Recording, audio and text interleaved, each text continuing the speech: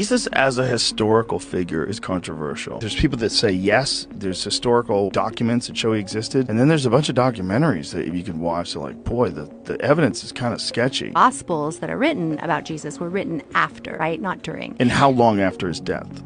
Well, I think the first one was like 100 years. You know, Gospels were not written by anyone who had seen Jesus in that way, even though they were the versions like of when you have Matthew, Mark, Luke, and John. These are the versions that they were told. So I don't know, maybe 100 years? The historical data concerning Jesus of Nazareth is certain. The evidence is not sketchy. The historian, theologian, and Nobel Prize winner Albert Schweitzer stated that it must be admitted that there are few characters of antiquity about whom we possess so much historical information. Even radical skeptics like Bart Ehrman, in his book, Did Jesus Exist?, states that the claim that Jesus was simply made up falters on every historical ground. Joe might be convinced by online documentaries, but anyone actively working and teaching in the fields of historiography, antiquity studies, classics, biblical studies, textual criticism, or any other related field aren't. The reason for this is that if we were to cast doubt on the historical Jesus, then based on the primary records we have, we would have to cast doubt even more on the existence of any other figure from the ancient world. For example, Jesus actually stacks up pretty well against some of the best attested characters from ancient antiquity. The most powerful individual during the life of Jesus was the Emperor Tiberius. We know about the details of his life from 4 biographers. Jesus, likewise, has 4 biographers. All of the sources for Tiberius came 80 or more years after the events they narrate. Even with the most skeptical dating, we're still only waiting for the first gospel biography of Jesus to be written, coming in at around 30 years after his death, and there's good historical evidence to push that even back to 20 years. And while Mark and Luke were not eyewitnesses to Jesus, Matthew and John were part of his inner circle. Luke states right off the bat that he himself was not an eyewitness, but that he had painstakingly sought out, interviewed, and recorded the tellings of those who were. Every piece of ancient testimony about the gospel authors testify to a direct connection with the earliest Jesus community. Matthew and John were disciples. Luke interviews eyewitnesses and provides his receipts. And all of the earliest testimony about the identity of who Mark is from the ancient world states that he was a traveling companion of Peter the disciple and wrote down what Peter had told him about his time when he was with Jesus. If we compare this to other figures from antiquity, we see why this is so important. Alexander the Great, for example, also had 4 biographies written about his life. The earliest and most reliable one of these comes in at just around 450 years after Alexander lived, and this is the norm for ancient biographical material. The ancient world was not a literate one. It was an oral society who memorized and passed down teachings and histories. Socrates himself decried the practice of writing and reading, saying it would make people lazy and dull their ability to memorize things accurately. Ironically, the only reason we know that is because his student Plato wrote that down. The gospel biographies of Jesus are some of the earliest and most reliable testimony of any ancient figure. Comparisons with others like Tiberius and Alexander the Great provide perspectives on how we as historians weigh the data. Specifically, the amount of text we have about Jesus is good relative to the best known figures from antiquity.